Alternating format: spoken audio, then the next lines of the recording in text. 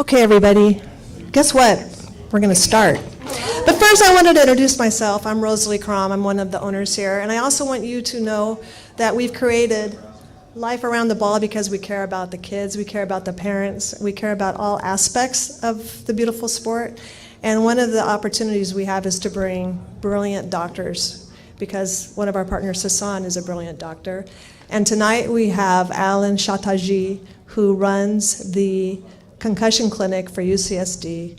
He's well known throughout the United States as far as being a specialist in this area. And so obviously we're bringing him to speak to you for your kids. So Dr. Shataji.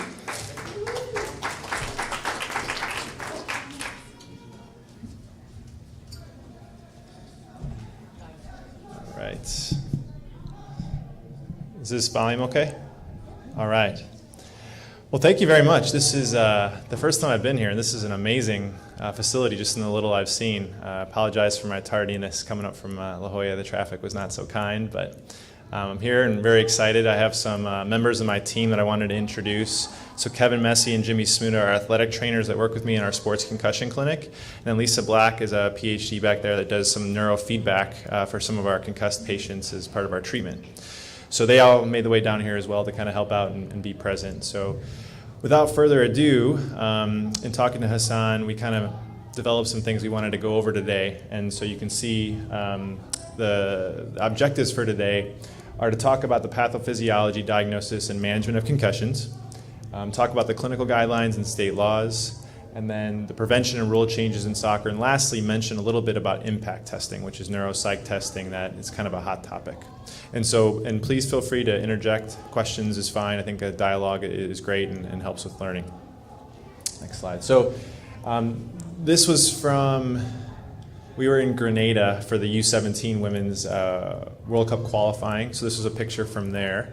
And so I work with the women's team a lot, and I'll actually be going to the Olympics with the full team. So as the primary care doctor, a lot of what we deal with is concussions and concussion management. And U.S. Soccer, I mean, they have a lot of resources they're taken care of, whether it's me or one of their other doctors. I think one of my main objectives for doing this and for what we do is to make sure that all kids at all levels are getting the right concussion care. But through this and through U.S. Soccer, I've learned a lot about concussions and just sports management. And I think with Hassan, it's nice. It's like soccer medicine. It's very different. So, and we, as I mentioned, we do our sports concussion clinic at UCSD, which is multidisciplinary, and we take care of a lot of different athletes. Next slide. So this is very apropos and very timely. This just came out this month. It's a study from JAMA, and it's from Philadelphia. And the gist of it is that top line is where kids were seen in primary care for concussions, whereas the bottom parts, I wonder, is this pretty easily? I'm a walker and a talker, and I use my hands a lot. So down here is emergency department, up here is primary care. So what you can see is almost all the concussions, greater than 80%, are seen in primary care. Why that's important is all the data that we have. When you hear statistics about the millions of kids in the CDC, that's all taken from emergency department data. So what this shows us is that we're probably vastly underestimating how many concussions there truly are, because most of these people are going to primary care, which is not where we captured all the data from. So this is Chicharito, and I believe actually Mexico is playing tonight, so hopefully I'm not keeping any of you from that match. But what I use this slide for is that it's an example of a musculoskeletal injury. So we see that he's holding his shoulder. There's pretty set ways of going out and assessing this, and the return to play part's pretty easy as well. Can he play or not? Is it painful? Can he raise his arm? Those kinds of things. Next slide. You get an x-ray, and you can say, okay, he's got a broken bone, he can't play. And that's not his x-ray, by the way. So it's relatively easy. Concussions are very different because a lot of what happens and a lot of the injury is inside the brain, and we really can't see that when we assess somebody. There are things that we do and then things that we kind of use as surrogates, but it's not the same mechanism as how things happen. So I think it's actually one of the hardest things to diagnose and to manage. And as we'll talk about a little bit later, a lot of youth athletes take a lot longer to get better, and it's even more frustrating because unlike a broken bone where you can see it's healing, with this, you can't. And so a lot of that goes into the frustrations, I think, with concussion management. So I thought we'd take a second to talk about kind of grading of concussions. One thing is that, and I always emphasize this, it is a brain injury. So if you remember nothing else, concussion is a brain injury. So when we used to talk about people getting, they got a ding, or you talk about a minor concussion, in reality that's all inaccurate. So if you have a concussion, you have a brain injury. And so that's why I think, are so passionate about this, because you have one brain, and if you don't manage it the right way, there's no really telling what's going to happen acutely and long term. After that, we talk about these other things that the actual wording I don't think is as important, but basically it is complex, and what happens is it's a brain disruption. So the physiology of the brain, the way it's supposed to work, is disrupted.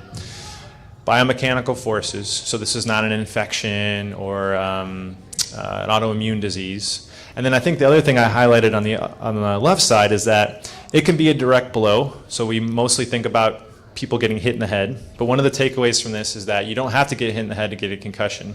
So if any of us have been unlucky enough to have a whiplash injury, you know how violent that mechanism is. And so when people are going up for a header and they get undercut, or you can extrapolate this to any sport, but if you get hit and there's enough force that goes to your brain, you still have that jostling effect.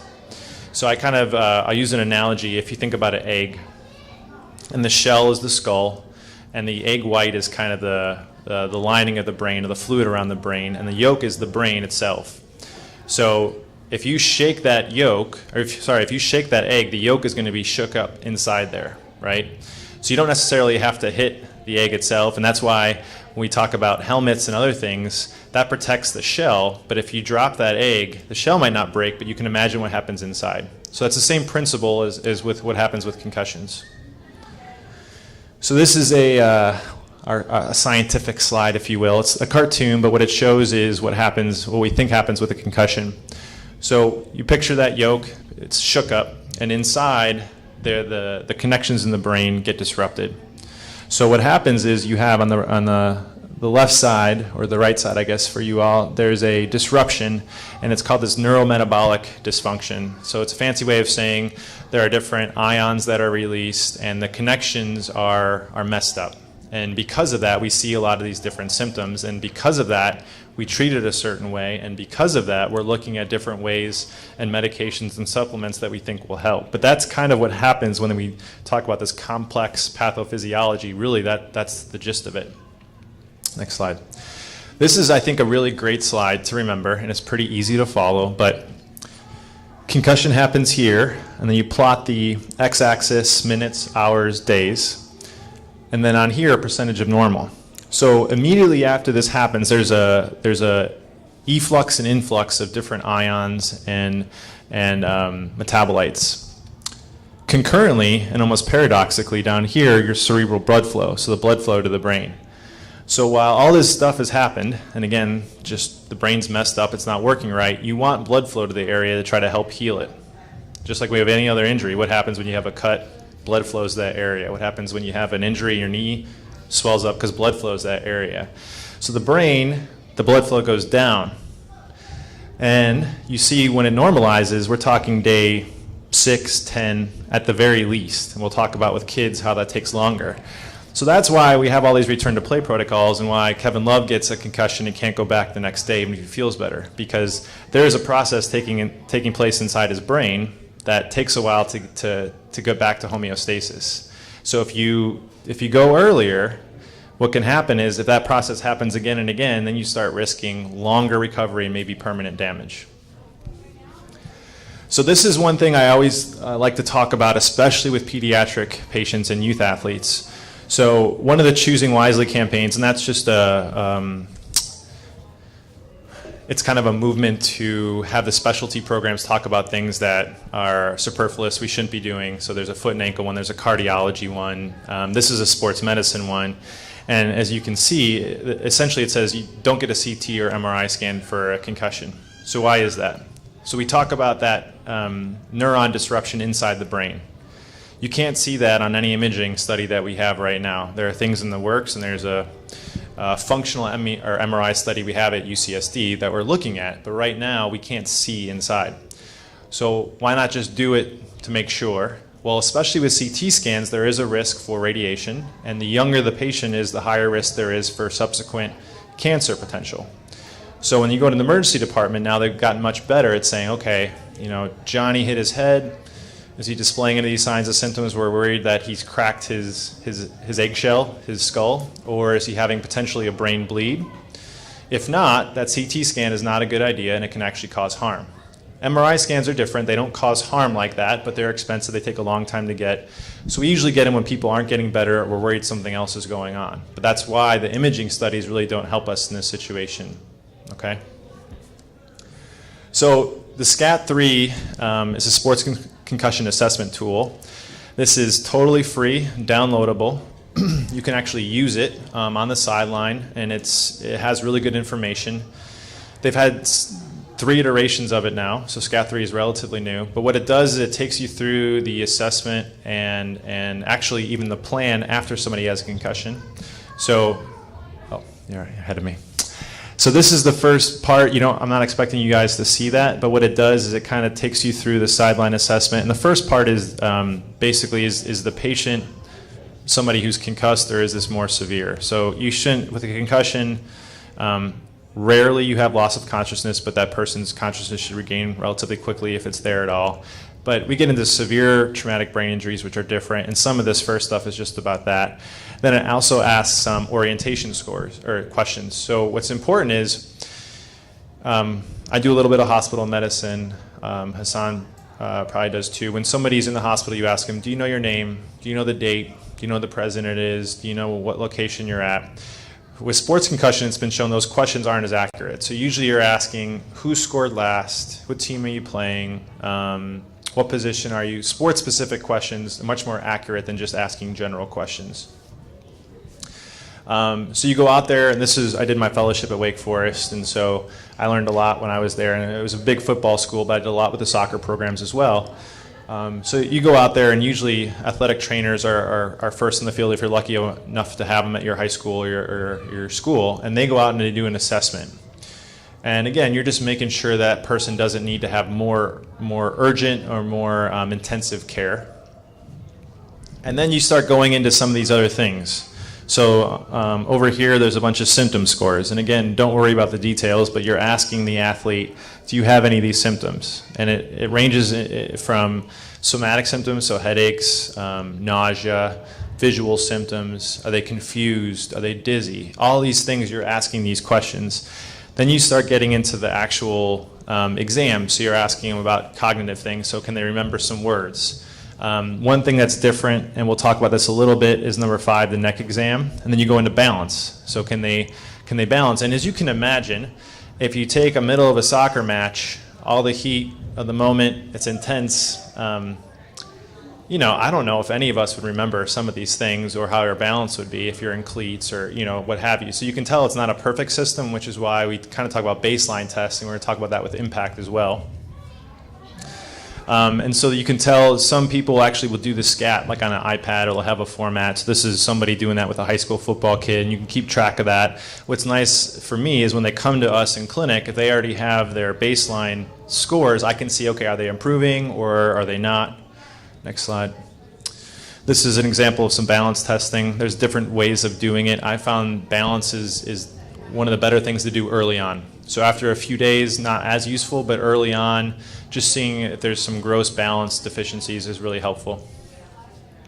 We'll talk about this more later. This is probably the single greatest thing I've learned in doing the sports concussion clinic, is how prevalent, the fancy term is vestibulo-ocular, basically just how your eyes are communicating with your brain. So much of your brain's function is your eyes inputting different things. You guys looking up here, kind of looking at me, filtering that out, knowing that you're not spinning in space, all these things your brain has to do in communication with your eyes. So when there's a problem, this is actually one of the things that we really objectively can look at. No pun intended there. Yep.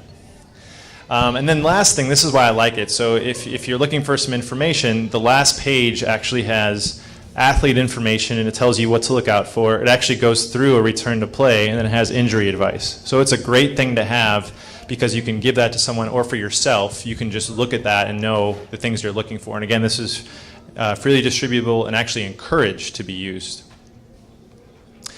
So there's a child SCAT3, which looks at age 12, 5 to 12, and so that's a new thing as part of the SCAT3. They used to just do the same for everything. And as you can imagine, a 7-year-old is not going to have the same level of a lot of things as an adult. So one of the questions they ask is a little bit different in terms of the sideline assessment, and you're also asking the parent and the kid. And we do that a lot when they come into clinic as well. How are you feeling? And then, mom or dad, what do you think about Johnny or Jane or whatever? Okay. Next slide. This is the neck part. So I think we realized that sometimes serious neck injuries were missed because we were looking at the head and the brain. But then also, when people come in, they can have headaches and other things that are related to neck muscle injuries. And so by checking out the neck, we're making sure we're not missing anything that could easily be treated or that is really causing the symptoms.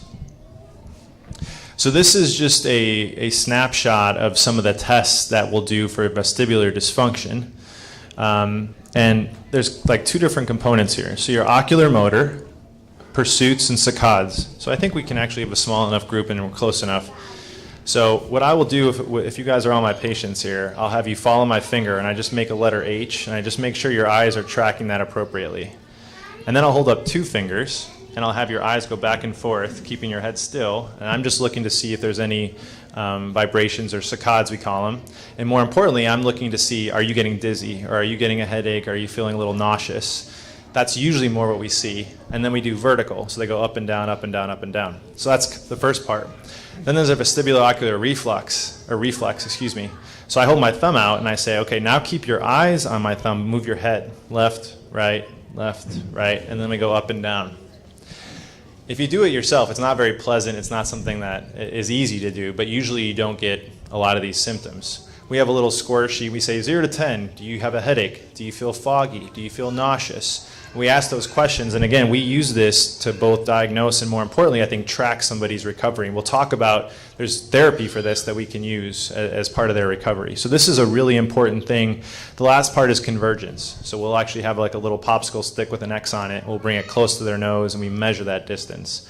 Younger people tend to have a little bit longer, and then as adults, we say usually 5 or 6 centimeters when you bring it close. It's not seeing blurry, so don't get nervous if you go home and you're out here. It's actually the double, when you start seeing double.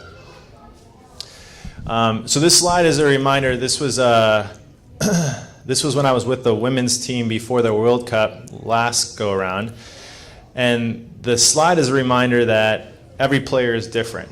So what that means is, if you're evaluating an athlete and it's either your kid or it's somebody in your team or it's a teammate, we're all different. So Kevin's baseline is he's a little stoic and doesn't say a whole lot. Jimmy's a little gregarious, kind of silly. Lisa's somewhere in between, very professional. So if Kevin's like trying to be funny and asking a bunch of things that don't totally make sense, or Jimmy's totally silent, not saying a whole lot, that makes me think something's not quite right. So in the right setting, that's going to clue me in to say, well, that head injury, Kevin's asking a little weird, or Jimmy's kind of not his same self. So knowing your athlete, knowing, obviously, if it's your kid, you're going to know your kid, but having that baseline understanding is very important, which is why we say having an athletic trainer or a doc on the sideline that knows your team is so important when it comes to this. This is the escape mode here. So I'm going to show you a video, hopefully. And what the video is going to show is, this is actually at the last World Cup. An Uruguayan player totally gets knocked out here. And once we hit play, I'll just let it go. After taking a brutal knee to the temple, Uruguay's Alvaro Pereira laid motionless on the pitch in Sao Paulo during the second half of a World Cup match against England. Trainers were rushed into the field as Pereira appeared to be knocked unconscious. He was then taken off the pitch on a stretcher. Miraculously, however, the Uruguay left back adamantly defended his health to team officials on the sidelines and put himself back in the game just a minute later. Pereira stayed in the match for the full 90 minutes of Uruguay's 2-1 win. Like the NFL, FIFA has been trying to pay closer attention to head injuries. FIFA does have an impartial doctor at every venue to overrule team doctors and managers, yet that presence doesn't appear to have changed much in this case because Pereira was left in the match despite getting knocked out cold. As the awareness, detection, and management of concussions continues to dominate the news cycle, Major League Soccer made a step towards improving the safety of its athletes on June 5th. So as we get this presentation pulled up, any of us can make that diagnosis, right? You don't need to have any additional training. That guy was knocked out, easy. And the scary thing is he went back in, a minute later. We know exactly what was going on in his brain. We know it was a brain injury. And that's at the highest level, right? So this is not somebody that doesn't have health care. This is not somebody that doesn't have anybody that knows better. This is a situation where the athlete dictated his care. So he wakes up, he feels like, okay, I'm feeling all right. I guarantee he felt terrible later that day or the next day. But right then and there, the adrenaline's kicking in. And the issue was that his doctor tried to keep him out, but he waved him off. The coach, you can say what you want. The coach said, well, the athlete wants to go in. He's one of my good players. Let him go in. And he went back in the game. So if it's happening at that level, you can understand how dangerous it is for some of our youth sports that don't even have that level of critique. So one of the things that's happened since then is some rule changes that we'll kind of get into later, but just so I don't forget. So now, if there's a head injury, the only way that athlete can go back into the game is if the doctor says it's okay. So if I'm evaluating a player and I think they are concussed, but the athlete wants to go back and the coach wants to go back in, the referee's instruction is only if the doctor says it's okay. So that's one way we're trying to kind of go around that and beat that, I guess, error. Soccer is still unique, though, in that there's a lot of room for being influenced by the moment. If you notice in the NBA or the NFL, they go back into the tunnel. They're kind of taken away for a very formal eval. Soccer, you have 3 minutes in the match. They'll stop the game for 3 minutes, and you have that time to make that decision. Otherwise, as we all know with soccer, you play a man or a woman down, which is a huge deal. So in my personal opinion, I still think we're kind of set up for very difficult situations and decisions when you think about it like that. So we talked about the definition earlier. The other thing I think is really important is that typically symptoms happen right away, rapid onset. However, sometimes they evolve over minutes to hours. So I've seen this, I've been kind of burned by it. You can go to the next slide. If you're not certain, the safe thing to do is to sit the athlete out because they may develop symptoms later. So they get a huge hit, totally very consistent with concussion, but they're like, no, I feel good. You just see something in their eyes not quite right. We talked about kind of knowing your athlete. Something's not right. You're not sure exactly what. They pass the balance test. They can remember their words. They know who they're playing. The safest thing is to sit that athlete out because they may develop symptoms later. And so this was from, actually, if you go back one sec, I don't know if you all can appreciate this, but just looking at him, you can kind of tell he's dazed. And again, this was at a very high level, a Michigan football player, the quarterback, and he was allowed to play. And when you look back at the replays, again, it's easy to be a Monday morning quarterback, or I don't know the soccer analogy to that term, but when you're watching and you don't have the pressure and you can dissect the video, it's easy to kind of see some of these things. But he was definitely concussed and was allowed to play, and probably because he was saying, I'm not really having any symptoms. When you look at him, you can tell. So it's always better, when in doubt, sit it out. So prevention and rule changes. So this comes, okay, these are things that are bad. None of us want this to happen to us or anyone we know, because who wants to have a brain injury? We're looking at ACL preventions. What can we do to prevent these things from happening, or can we? So I'm going to skip through the football specific things, but they have helmets that are being looked at. The short of it is there is no helmet that prevents concussions. A proper fitting helmet is what's most important. That's been shown to decrease the risk the most. So you can have a great helmet, chin strap isn't tied on, or it's not fit properly, it does no good. And that's why some of the penalties with football are helmet comes off, you have to sit out of play, trying to encourage that. And we'll skip through some of these. If they put something on the helmet, it voids all warranties. So if you know anybody that plays football and they're like, oh, I have this great thing I put on top of the helmet, that's actually probably one of the worst things you can do because it voids all warranties that the helmet has. And it hasn't been shown to prevent anything or decrease risk. And this was just at Wake Forest. We were a part of the research group that was looking at helmet impacts. I'm actually talking to the Chargers tomorrow for some parents and coaches for youth football. One of the things I'm going to bring up is that young kids playing football, Pop Warner, generate actually the same amount of force as high school and college when you measure the acceleration of their force, the G-force. They don't have as many hits, but it can actually be as high of a force. In part because, and it goes with soccer too, it's like a bobblehead effect. When you're young, your head's real big and you don't have the neck musculature. So if you get hit, it just kind of bounces back and forth, and you just picture that egg yolk. I mean, that's not good. So mouth guards, we don't see it in soccer a whole lot. I don't see a whole lot of people wearing mouth guards. Any dentist or oral surgeon would argue you should be, because it's protecting of the dental health. But for a while they were talking about mouth guards for concussion prevention. Actually, the New Orleans Saints, I believe, used a version that was produced by maybe Under Armour. I apologize if the names are wrong. Essentially, it got a lot of press for a period of time. Thought being it changed the way the force was transmitted. If you got hit, instead of going up through the bones into the brain, the mouth guard would absorb some of that. The short of it is totally bogus. The data really doesn't show it. The data that was even suggesting it was really poor data. So again, good for your teeth, but not good for preventing concussions. Keep going through these. Okay, so the soccer headbands. How many of you have seen a soccer headband? So majority, I would say. And go to the next slide. So Allie Krieger was wearing one. I don't think she continues to wear one right now, or sometimes she will and sometimes she won't. So the thought being that if you wear a headband, you're going to protect your head a little bit. I mean, intuitively, it kind of makes sense, right? You're putting a barrier between that shell and whatever is going to hit that shell. We're going to talk a little bit more about the rule changes that have gone into place, but what happens with concussions in soccer is when you're young enough, you can actually get a concussion from heading the ball. Just think about the bobblehead. The ball hits you, you don't have the neck musculature, you don't have proper form, you can get a concussion. The data says, though, that once you get into, for sure, college and probably even high school, it's much more player-to-player contact. So if I go to head the ball and somebody else goes up with me, it's usually player-to-player, head-to-head, head-to-elbow, head-to-goalpost even. Those are the ways we get concussions. So we're going to talk about rule changes that have gone into effect for that.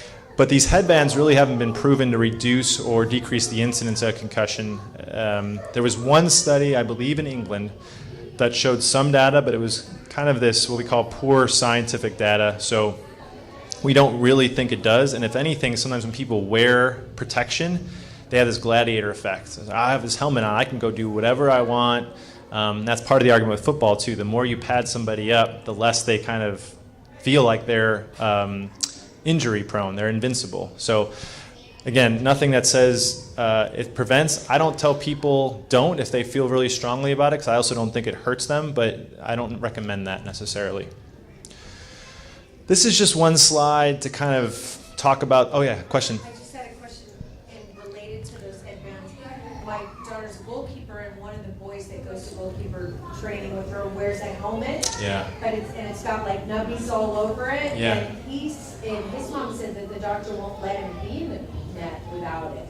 And so I was just curious if you think it's similar to the headband, if it's a good idea, if it's not a good idea. So it's a good question. The question is, somebody as a goalie wears kind of the helmet with like Peter Cech, the professional goalie, wears it. You've probably seen it. Is that protective? And their doctor doesn't actually let the kid play without it. I think it makes us feel better. You know, I think it's saying we're trying to do this, we're trying to protect it. If anything, what I think it does is it probably reminds that kid that they've had a history, and maybe some of the other kids, maybe, I don't have any evidence to prove this, maybe don't, or more careful around him. But in terms of preventing or decreasing risk, I've never seen anything. Now, having said that, there are high-level goalkeepers that do wear it. Again, I think it kind of helps us feel like we're doing something, but I've never seen anything that says it actually decreases the risk. But good question.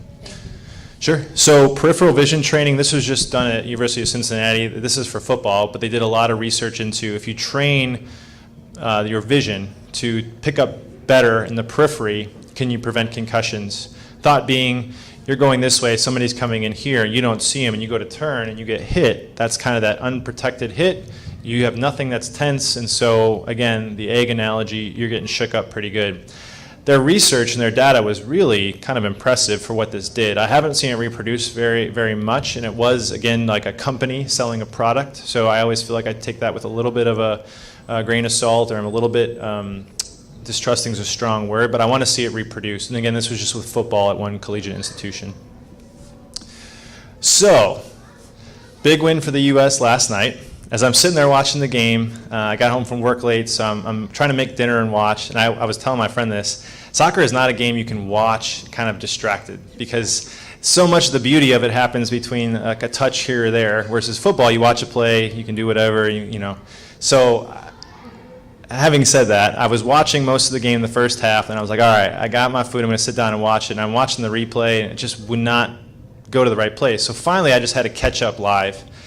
And all of a sudden, I see like Jermaine Jones' red card. And I'm like, what the heck happened between first half and second half? So for any of you that watch this, he got a straight red card. And when you watch the replay, it really wasn't much of anything. He kind of like touched the guy's face.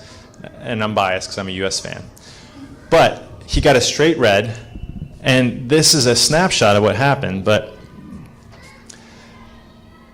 so his fist, and again, he was not swinging. He did kind of like that. But he did hit him and hit the next button. So he got a straight red for that. And that actually is one of the rule changes now. And I just heard this while watching the game last night. But they have like that doctor or somebody who's a referee person.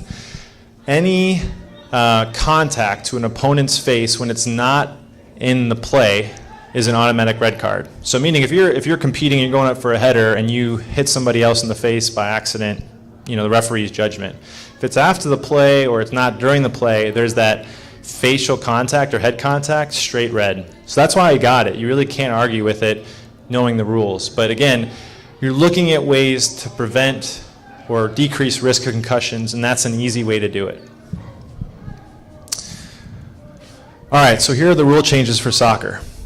So one is you penalize players who lead with their elbow during headers. And I've actually seen this quite a bit in the Euros and even the Copa America. So when you're going up for a header and you come up, lead with your elbow to go up, that's going to be a yellow or maybe even a red card. Next slide. I talked about this earlier. The improvement is you actually do have time now for a head injury eval. So you don't automatically play down a person for 3 minutes the whole time. You have 3 minutes to make that decision. If you need more time, you have to take it, and you do play down during that period of time. But that's better than it was before. Next. So, does anybody know when, at least with the recent recommendations, you should begin heading? What age? High school? How old are you? 15? 20? 10. All right. So do you head the ball? No. JC, does your hand go up back there? You said recommendations for ages, the new recommendations? Yeah. Yeah, I heard about it. You're playing a coy. You're not committing to an answer. So they say 10. They say definitely no less than 10. Because before I used to do soccer camps, and we'd have the little kids heading the ball. Now granted, it wasn't like we were rocking the balls in them, but they were learning how to head the ball. So the American Youth Soccer Association says 10, and then actually U.S. Soccer just came out and endorsed that as well. So 10 and below, or below 10, no heading. Then once you get to 10, perfect timing, you're the perfect person. We would start with like a Nerf ball or something soft if he was ready to head the ball. So if he said, I'm not comfortable, I don't want to, you could just, maybe he's not telling you that, but you can just see the way he's reacting. You don't force it. So they have to be ready to head the ball, and again, it's a progression into that. Thought being like, are you really going to learn that much more heading the ball when you're 8, 9, 7? Some would actually argue yes, but I think knowing what we know and knowing how vulnerable that age group is, it makes sense to delay. So 10 is the cutoff for that. And again, if they're ready, and I would always start with like a Nerf ball or something soft, just teaching technique. Go ahead. Yep, talked about that. Okay, so this is one of the California laws that went into effect recently. It was designed much more so, I think, for football, partly because in the States, football is just kind of the main sport, and they talk about it a lot, and partly because we've seen a lot of the bad injuries and bad outcomes happen in football matches, so football games. So a lot of the states, and I think actually every state now has a concussion-specific state law or law. And again, usually, unfortunately, born out of a tragedy. So when I was in North Carolina, we talked about it, but some kid had a head injury and died, and the family and everyone kind of rallied to make a safety law. So what our law says is that you're limiting contact practice, because we know that the amount of contact is directly correlated with how many concussions you get, or how many concussions you might have over the course of a season. So there's now no contact in the off season. So if you guys know anybody who's in high school, friend, family, and they're doing contact in the off season, that's actually against the law. There's only 2 per week in season. They're limited to less than 90 minutes. So again, you're just minimizing the amount of contact. Now your hardcore football people, your purists, will say, well, they're not going to know how to hit, and so then they're going to have more concussions because they're not going to understand or know how to do that. It doesn't limit the teaching of proper tackling technique, it just limits the full contact, full speed practice. Return to play does apply to soccer, so that applies for all sports, a minimum of 7 days. So if I diagnose somebody with concussion today, the minimum that you can come back and play is 7 days. And we'll talk a little bit about that. I think that's probably that's probably being pretty aggressive for the youth athletes. And then they have to be assessed by a licensed healthcare professional. So that's it's intentionally vague, I think. There's a lot of politics that go into everything with law. But they have to be trained in concussions. So if you go to somebody, and they may be a terrific physician, but they don't know about concussions, they really shouldn't be managing that athlete. Just like I wouldn't manage certain things that, by definition, as a doctor, I could. If I'm not comfortable with that, the thought would be hopefully that they're sending them somebody that does. All right, so getting the student athlete back. Next slide. So there are different forms for San Diego Unified and California Interscholastic Federation. I'm not going to go through them in detail. If you go ahead and click each, Kev. No sooner than 7 days, and click the next one. So you can't read it, you're not supposed to read it. The point being is that there are different stages as you go through. And these are the different stages for return to play. So even in the NFL, they have stages. Every league has stages. The point being is that you're trying to stress the brain to see if it can handle each additional stage before you say, okay, this brain is ready. And what I tell every kind of patient that I have is, I have to be relatively certain that if you go out and you get hit on the first play, or you get concussed on the first play, I think your brain is back to baseline to where you're not going to have a longer recovery, hopefully, or even worse, this second impact syndrome, which is talked about a lot. We don't even know if it truly exists, but the theory being the brain's not quite ready to get back, gets hit again, and it swells up, and that's when you see sudden death. And we talk about it, we're not really sure how accurate it really is, but that's why there is a return to play. So that could be a whole talk in and of itself. But basically, each step along the way, you're progressing without contact until we feel like we're ready. Then there's a practice, and then there's a full match. All this slide is saying is that there's a symptom-free window period, and we think the longer you wait, so this top one is no repeat concussions. They had longer duration of symptoms, 4 days. This group only had 3.25, but they had longer symptom-free days, and they had no repeat concussions. The bottom group they returned to play about 6 days, the bottom group 10 days, and that top group, the 10-day return to play, had no repeat concussions. I'm going to keep kind of emphasizing this again and again. So how much rest? This is interesting. This is a relatively new study. So I remember when I was a fellow, which is 4 years ago, we had a baseball kid get a concussion, and we kind of said, you shouldn't do anything because you're still having symptoms. You got a concussion, shouldn't play sports, shouldn't walk around, stay off your computer, stay off your phone. No, you shouldn't go to your games. You should just kind of take it easy and rest. And it was kind of this like cocooning effect. So what happens is this collegiate kid who's used to playing sports and used to being social for like 10 days, we were kind of telling him the same message because back then that's what we did. So what do you think happens? He gets anxious, he gets depressed. I mean, it's kind of a natural evolution if you think about it. So we've really steered away from that a lot now, and this is research kind of supporting that, but usually just a day or two of rest where we kind of tell them all these things is good, and then after that it's just kind of getting back to somewhat of a normal routine. Again, listening to your symptoms somewhat, but you don't need to keep them like in their room with the lights turned off, not doing anything after a couple days. Those kids that they did that with, this was a study they did, a research study, the ones that had more rest, dedicated, told rest, actually did worse. Again, another slide just showing how long it takes for high school kids to get better. Percent recovered, so 50% of kids were better at 2 weeks. Remember, this is not a week, this is 2 weeks. And a lot of them took 4 to 5 weeks to totally get better. I shouldn't say a lot, but some did. Next slide. More research showing that in youth, it takes longer to get better. Sports-related concussions, 90% recovered by 4 weeks. So when a young person comes in and gets concussed and I'm talking to them about what to expect, I usually tell them 2 to 4 weeks. If an adult gets concussed, 80 to 90% get better within about a week, 7 to 10 days. So that's why you see a lot of the NFL players, a lot of our professional athletes coming back within a short period of time. But I would say it's the exception for me when somebody who's not an adult or really less than 16 gets back within a week. And even 2 weeks, I would say. That's an exception in my practice.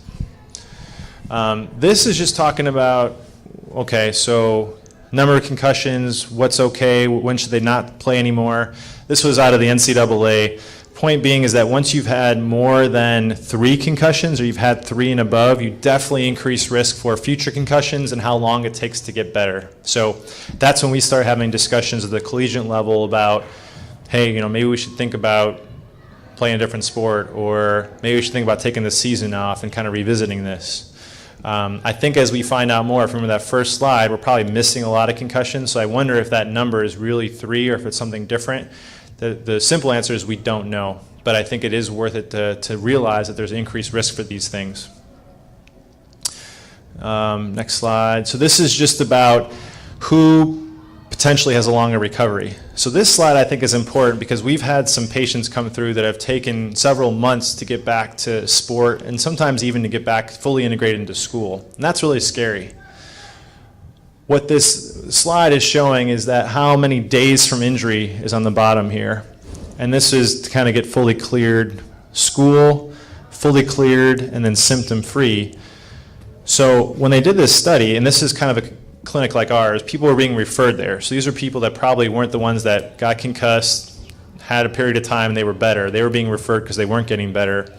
But the majority of people were getting back into school at about a month, and back to sport, we're talking several weeks, if not months.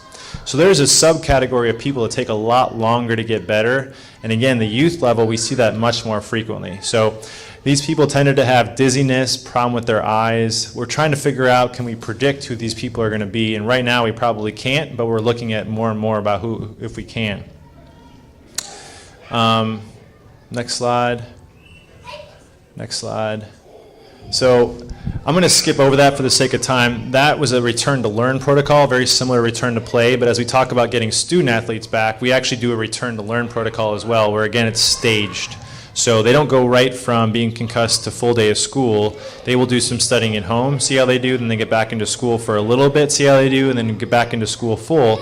If they're having a lot of symptoms and not doing well, we also don't keep them at home completely. We think it's good for them to get back into school a little bit, see how they do, see their friends, those kinds of things. Again, talking about that kind of moving away from complete rest, cocooning.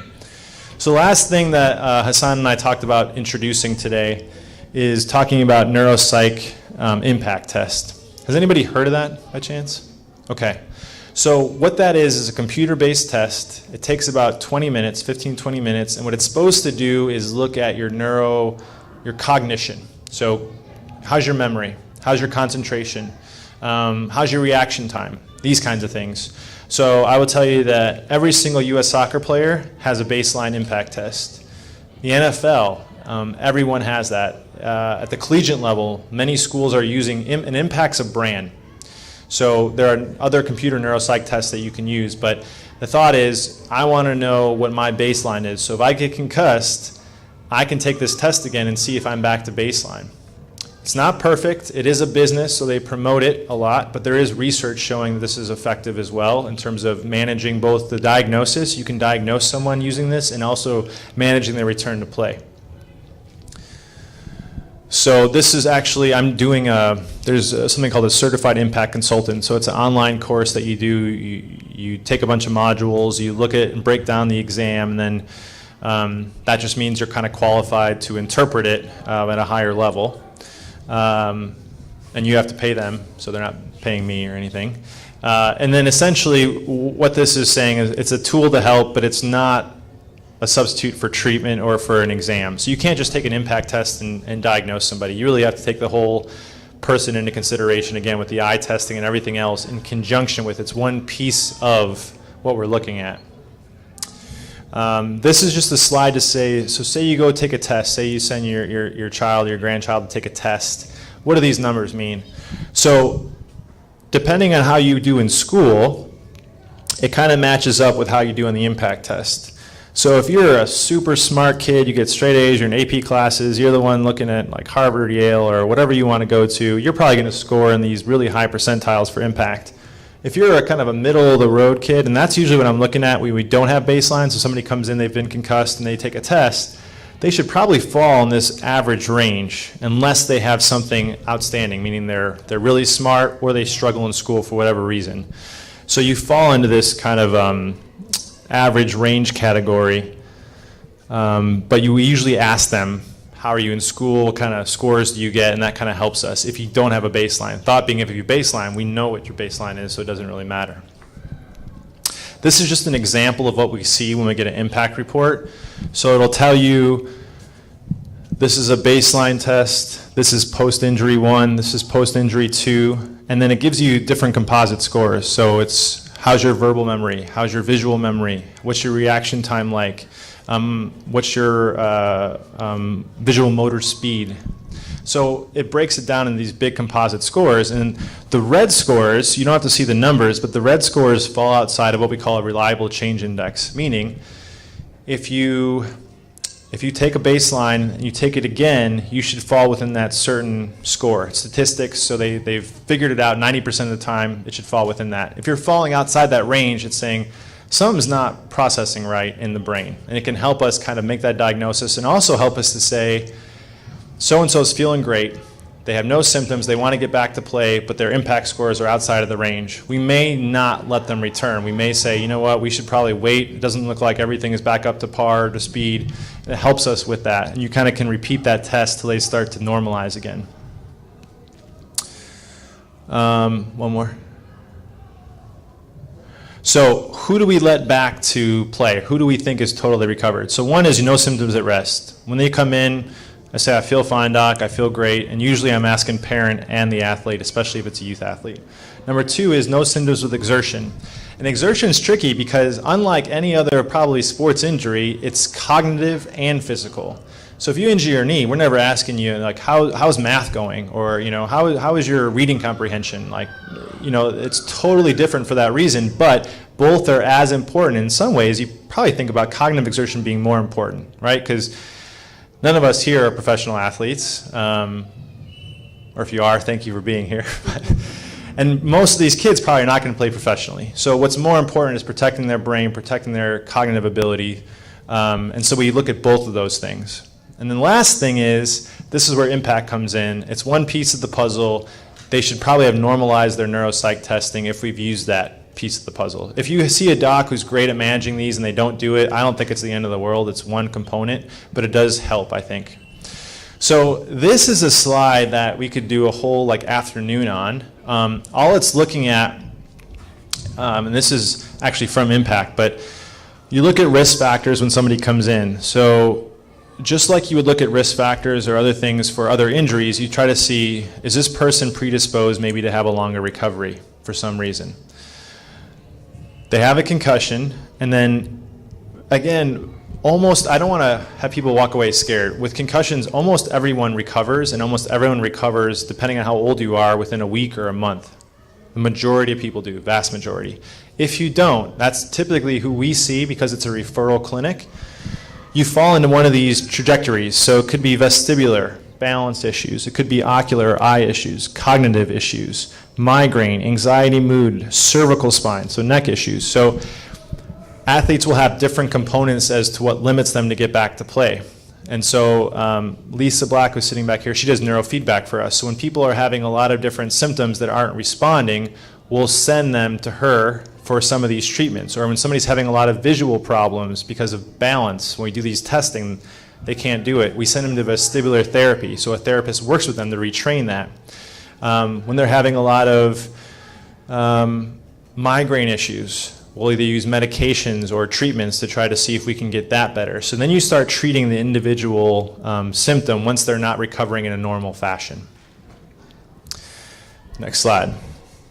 So, and I feel like with Father's Day coming up and things, I think I had posted this a while ago on Facebook, but this is my dad who was my coach, and that was me back in the day when I was a youth soccer player. And as you can tell, I'm really tall, so heading was a big part of my game. And thinking back, it's kind of scary how many times, I can remember getting my bell rung, as we used to call it, and you just didn't know any better. You just went back in the game and you just kind of played through it. So as I just said in an interview this week for KUSI, we should do what we know. There's a lot of things we don't know about concussions, but we know when you have one, you definitely should not be playing. We know kind of the signs and symptoms of concussions. So I think everyone that has knowledge of it, to some extent, has a little responsibility of spreading that. And if you see something that's not right, you're protecting that kid or whoever that athlete is their brain. And they may not have anyone else there that knows what's going on. So I think it's one of those things where if we all can kind of spread the word and we all can get on the same page, we can start really protecting. And in my opinion, the most important thing is the youth athlete who's most vulnerable. Professionals, they can make their own decisions to some extent, and we're learning more and all the research is being dumped into that. But I think the youth athletes is really where we need to focus our attention. So I think I finished in under an hour. It seems like it's getting really hot up here, so I'm going to stop. And we can entertain questions if you guys have time. I mean, I'm fine with it. Yes? So is it suggested to have a baseline evaluation? And if so, at what age? So the question is it suggested of a baseline eval, and if so, at what age?